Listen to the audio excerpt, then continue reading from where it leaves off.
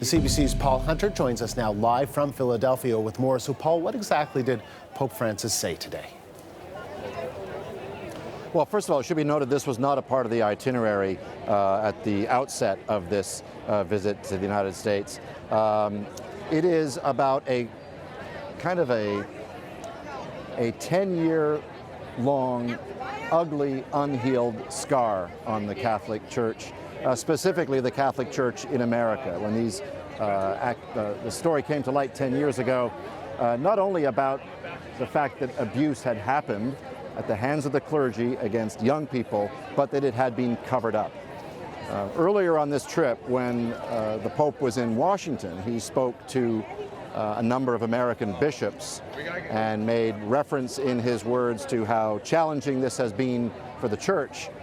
But a lot of people who were abuse victims kind of took offense at that because their suffering was not noted, just the Church's suffering. So it may be that Pope Francis heard that.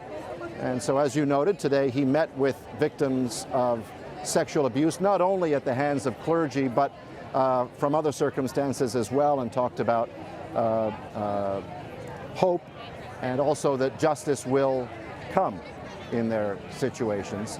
And then when he spoke again today to American bishops, he went off his prepared speech, went away from his prepared remarks, and made these comments. For the sexual abuse of children, these cannot be maintained in secret. And I commit to a careful oversight to ensure that youth are protected and that all responsible will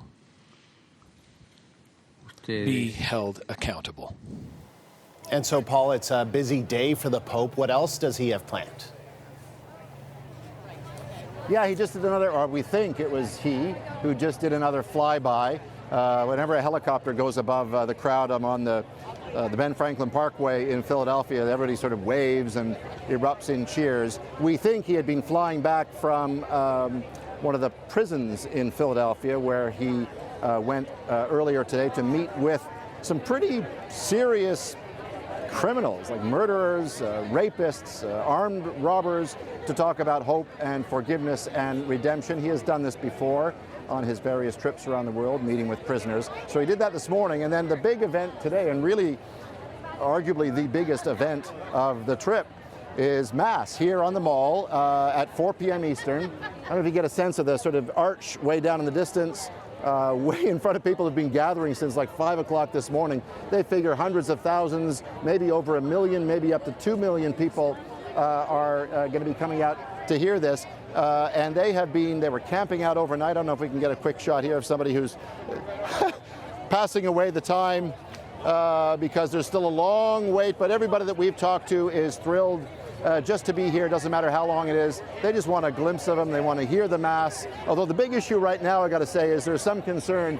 They've been handing out water all morning, and now they're saying no more trips to what they call the Popa potties. So there's a bit of panic running in the crowd, but I think everything will be okay. I think you're probably right. Okay, thank you, Paul. The CBC's Paul Hunter in Philadelphia.